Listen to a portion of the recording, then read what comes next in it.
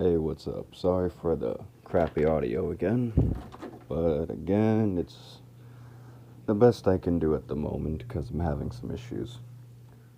But I was thinking about something again.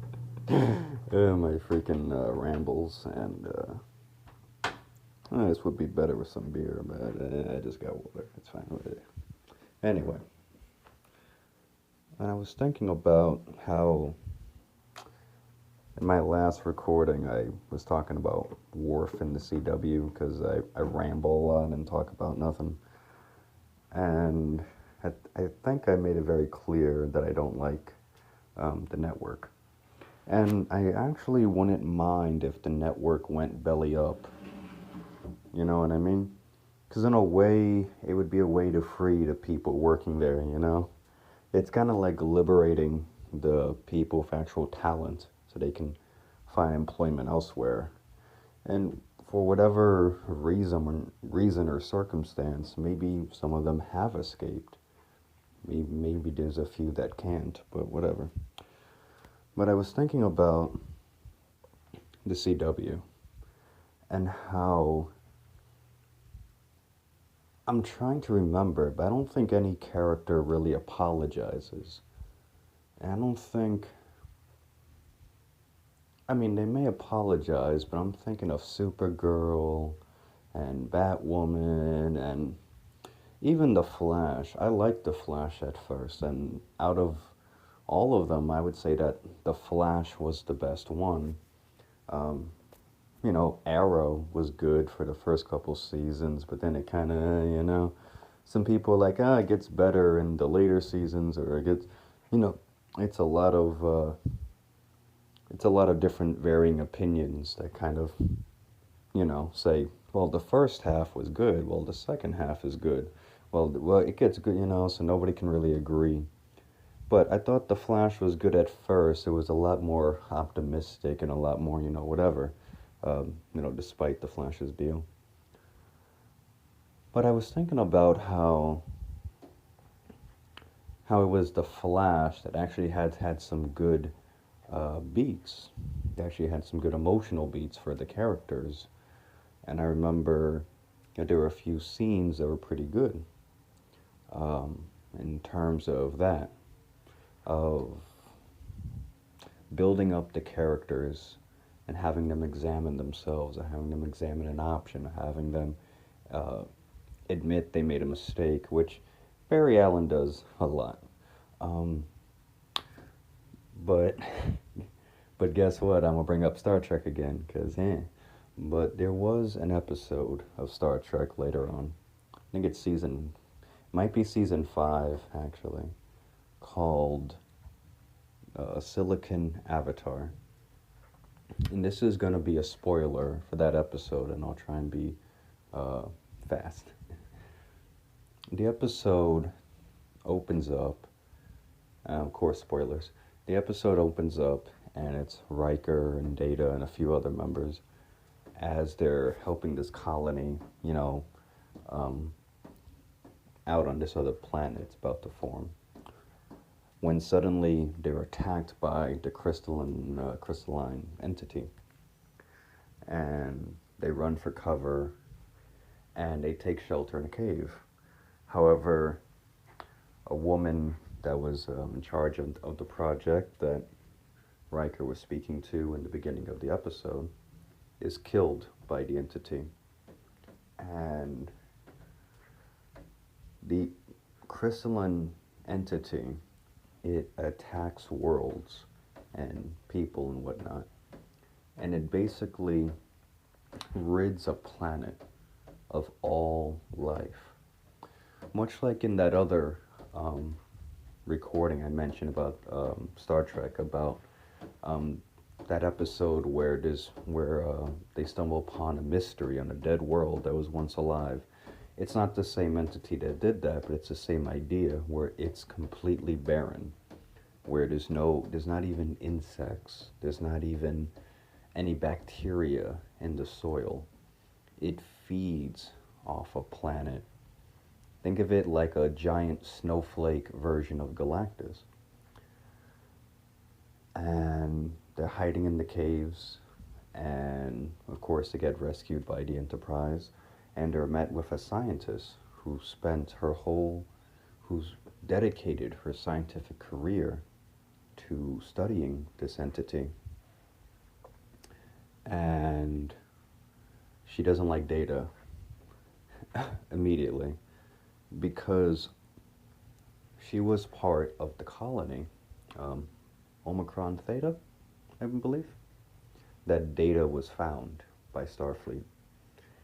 And that planet was also attacked by the crystalline entity.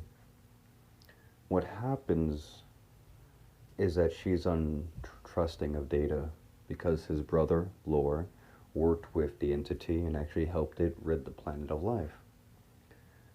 So she's dismissive at first, and Data helps her.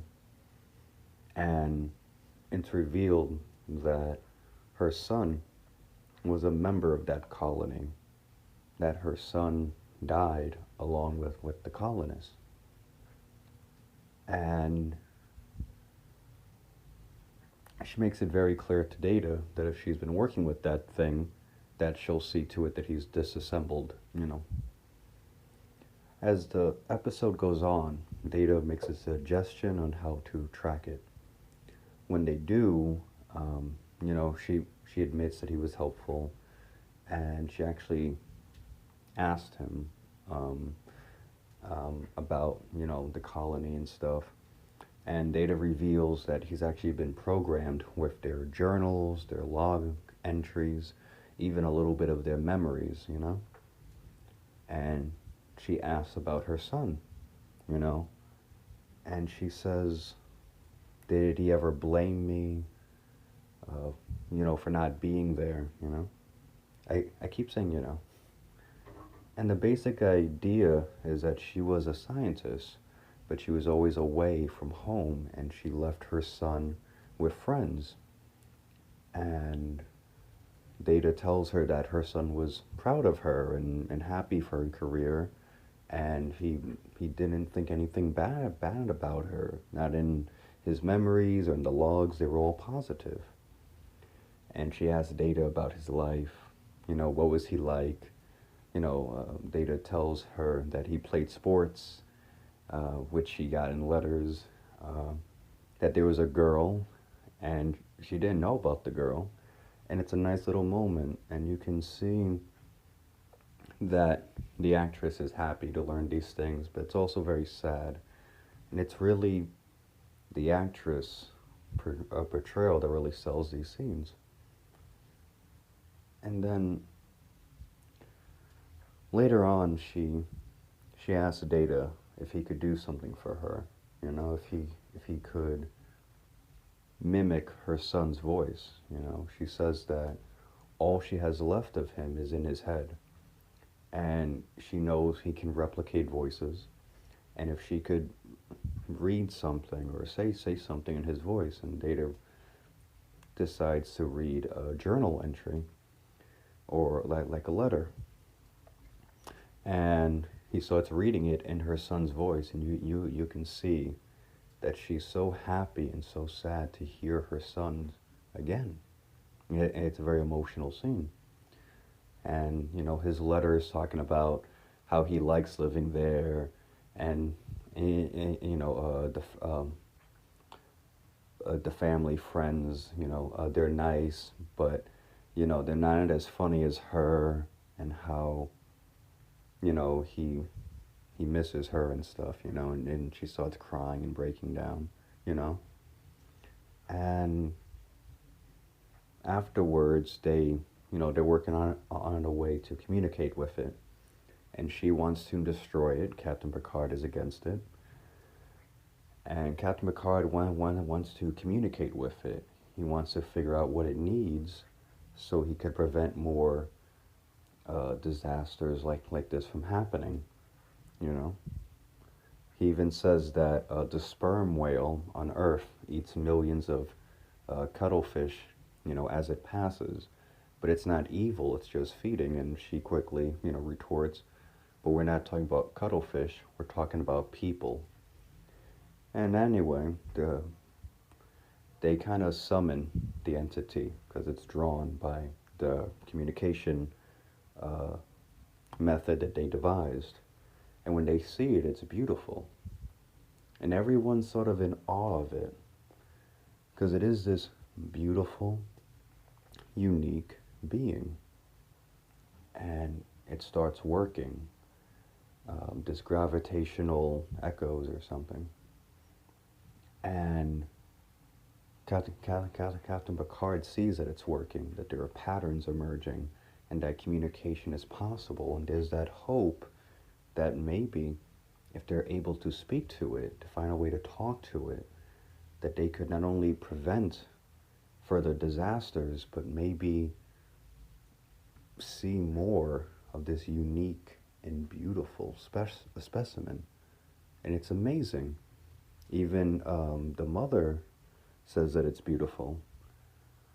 But then she starts ramping up the signal, and it starts vibrating and vibrating. And they tell her to stop, and she doesn't until eventually it just shatters into a million pieces, utterly destroyed. And she's called, or she's told to go to her quarters. She's basically, that's it. And when it happens, you can see that she's sad, but also happy and relieved. There's all these mixing of emotions. And when she's taken away by Data, she holds his hand and stuff. And when she's in the quarters with Data, she asks him if he could do something for her, and basically talks to him, that, how long will you live, and Data says, oh, I don't know, there's no predetermined whatever. And she says that's good, because as long as you're alive, a part of him will be alive, and blah, blah, blah. And she looks at him and kind of holds him by the face, as if she's talking to her son, and says, do you see, Remy, I did it for you, like, because I love you, and this and that. And she's really, you can see that she loved her son so much. And earlier on in the episode, she even mentions there was a ship that was attacked by the entity, and same thing as the planet, no life, not even any seeds were in their transport. Everything was gone. And she tells Data that, she used to read stories about soldiers on the battlefield that were, badly hurt and dying, crying out, for their mothers. And after hearing those men, she wondered if her son cried out for her. And it's very sad and stuff. And the end of the episode, as she's saying, I did it for you, Remy, because I love you. Like, are you, I did it so you can rest in peace. And she wants to know if her son is happy. And Data basically tells her that based on what he knows of her son, the memories, the log entries, everything that he knows, that he would not be. And she kind of pulls her hands away, in like this quiet despair. And he says that your son was proud of you. He was proud of your career, and now you've destroyed it. And he says that out of everything he knows, that he's basically certain that her son would be very sad right now, And then he re-examines it and says, yes, he would be sad. And it's this quiet moment. And I might not have explained it right or done it justice, but it's a very simple story. Again, Star Trek can have simple stories, but it's what they do with it that elevates it. And in some of these scenes, there's not even any music. I mean, there's a little bit of music when they're destroying the entity, but that's for dramatic buildup. But in these scenes where, um, the doctor and Data are talking to each other, there's no music. It's just them conversing. It's very powerful, and you can see her grief and her guilt and all this stuff, and it's very just sad, you know. A mother feeling guilt for being away from her son and feeling that pain, and and now she thinks that, you know, she stops this thing, it may make her son rest in peace. It's like a revenge story, but it's also atonement. It's also all these other things, and preventing it from doing XYZ. But you don't you don't get that with the CW. You don't get anything that powerful because even when it comes to a simple idea, they muddle it up, you know? And and the thing is that I've watched the CW shows, or at least I've tried to. I tried to give them a fair shake because as you can maybe guess, I kind of have a thing for superheroes and stuff, I like it. But I've watched stuff and I'm either bored, I'm, I'm either bored or on my phone, and there's not really a moment that made me say, "Whoa, that was cool." Whoa. And there wasn't a moment that made me feel bad or feel good, like, yeah, oh, that was so cool, yeah. Like, which I think is different from, whoa, that's cool, because I think that's like, whoa, that spaceship looks so cool. And it's different from when they're doing something cool. It's like, whoa, man, that was so cool when they did that thing, because that's, how it goes. Um, but there's not really any moments that make you feel anything. I'm just bored. When it came to Supergirl, nothing. I'm just bored. And if I'm not bored, I'm frustrated because it's so stupid. When it came to Batwoman, because I wanted to give it a chance, and then I'm like, let me watch it, and maybe I'll get drunk and laugh at it. Kind of like, you know, pop a couple beers, watch it with the buddies, and just clown on it. But yeah, that wasn't nah. I lost interest very quickly. And I guess that's kind of what I mean to fall back on is that the CW excels at writing teen dramas. The CW should not be writing or working on sci-fi shows or superhero shows, or I guess it could do a fantasy show. I mean, didn't they do like the Wicks, whatever the hell, where they're like fairies, or is that what it is? What was it? What the Wicks? It's basically they're fairies and they have elemental powers, and it was a kid show back in the day or something, and I think that's what it's based on. Uh, and now they have it, but it's like a teen drama where they're like apparently they're still fairies and they still have elemental powers, but they went all edgy with it, and they don't use their powers because that costs money and the budget can't handle that, you know? So they just have them do high school shit. So I haven't watched this show, by the way. This is secondhand information that I'm getting. But apparently it's high school drama because they don't have the budget to do anything more. Or it's because that's what they're good at. And so the CW isn't really a smart company, and they don't make smart shows. Smart being subjective, you don't have to be Einstein to watch a TV show.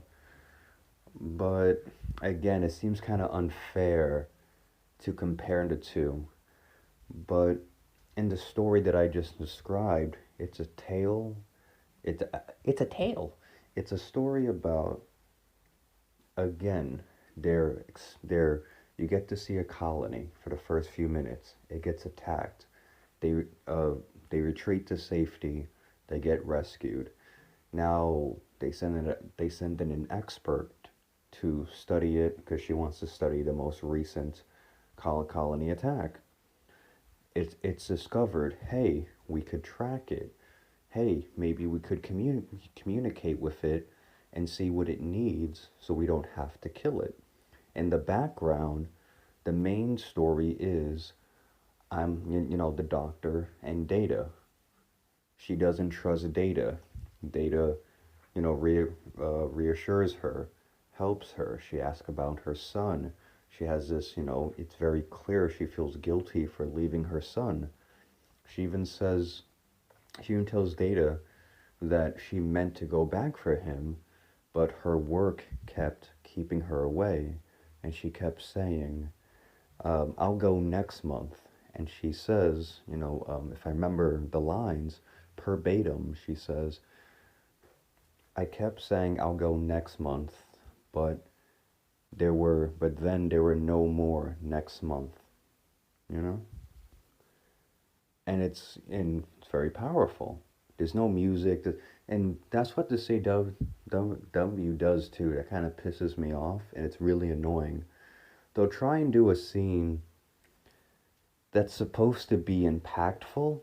I say supposed to, because they write it like, again, a teen drama, and then they shove music into it, the most obnoxious music you could ever freaking hear.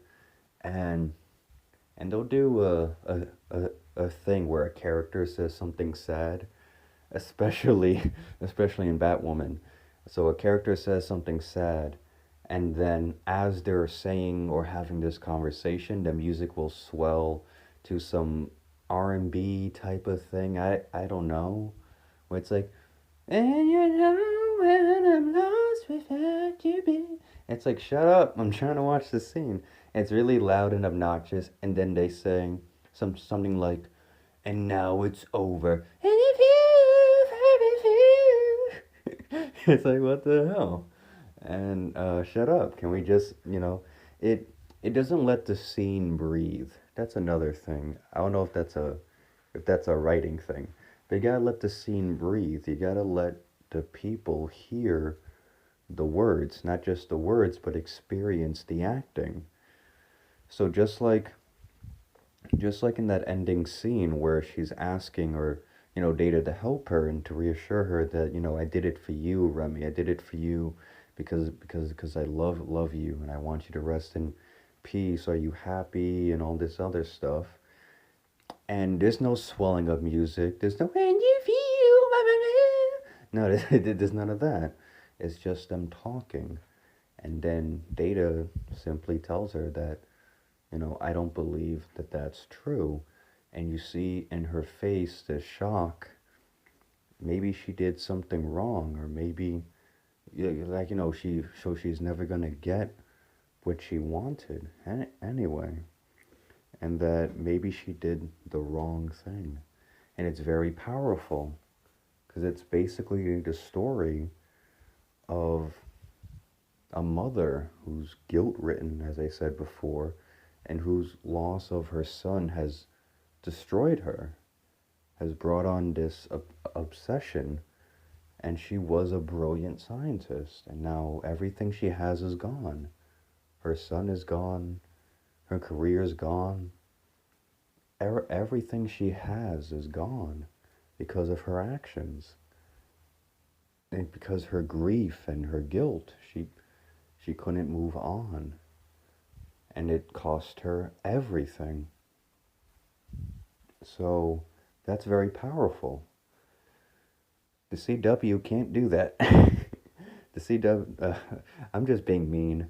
I'm being really mean, and I'm not being too specific because then I'll be here all night and it'll be a 30-hour thing. But yeah, the CW doesn't do emotional beats. It doesn't do revelations. When characters say I'm sorry, it's really the whole sorry not sorry thing.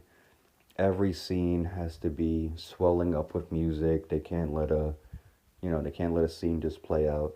I mean, in The Flash, I think there were one or two scenes where I said, "Damn, man, that's fucked up," Um, well, I don't want to get into it. That'll be a different thing. Anyway, well, I'm done. Oh crap, I just noticed that my videos keep getting shorter and shorter.